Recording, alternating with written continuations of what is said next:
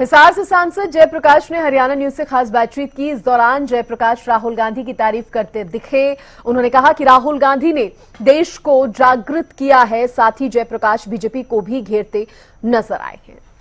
हिसार से सांसद जयप्रकाश जी हमारे साथ बातचीत के लिए मौजूद है। हरियाणा न्यूज पे स्वागत है सर आपका।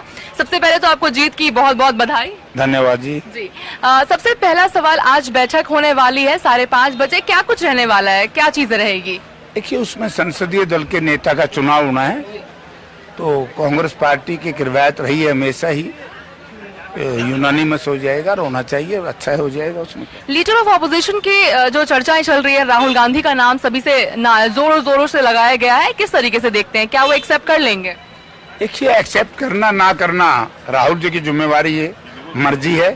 क्योंकि राहुल जी ने जब कांग्रेस पार्टी की 46 सीटें आई थी, 46 सीटों से 100 के ऊपर भिजवाने का काम माननीय राहुल गांधी जी ने किया था। और राहुल जी ने पूरे देश में न्याय यात्रा के नाम से, पैदल यात्रा, भारत जोड़ो यात्रा चला करके इस देश को जागृत किया, जिसकी वजह से आज इंडिया गठबंधन में जो ताकत आई, उसका श्रेय मैं राहुल गांधी जी को देता हूँ। हरियाणा के लिहाज से अगर हम बात करते हैं तो हिसार की जनता ने आपको चुना है, तो क्या प्राथमिकता रहेंगी वहां के लिए आपकी?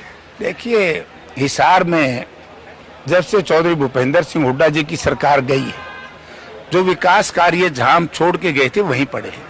यानी कि हमने, जब हुड्डा साहब चीफ मिनिस्टर थे, मैं मेंबर पार्लियामेंट था, हमने थर्मल पावर प्लांट लगाया। ये देश और दुनिया में इस तरह का पहला उदाहरण है कि एनजीटी की से क्लियरेंस लेकर के, फॉरेस्ट लैंड थी, फॉरेस्ट को कटवा करके हमने थर्मल पावर प्लांट लगाया। हमने हांसी रोड तक रेलवे लाइन को जुड़वाने का काम किया। ये बात है कि निकम्मे लोग हैं ये, इन लोगों ने शुरुआत नहीं करवाई, देरी से चालू करवाई।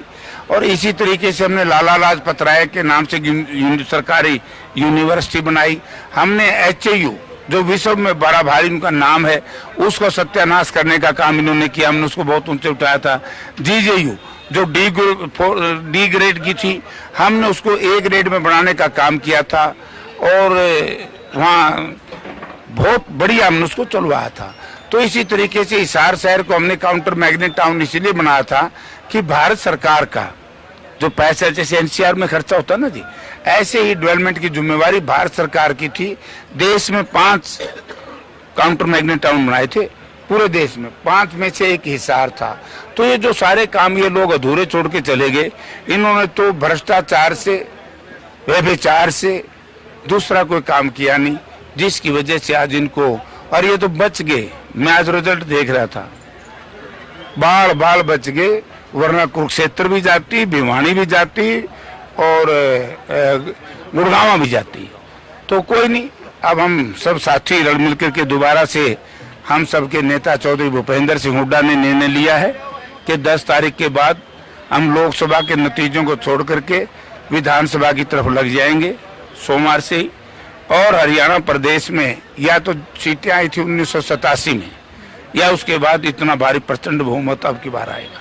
तो हम सुन रहे थे हिसार से सांसद जयप्रकाश जी को, उन्होंने एक्सक्लूसिवली हरियाणा न्यूज से बात की है। कैमरा पर्सन निहाल के साथ अपराजिता श्री, हरियाणा न्यूज, दिल्ली।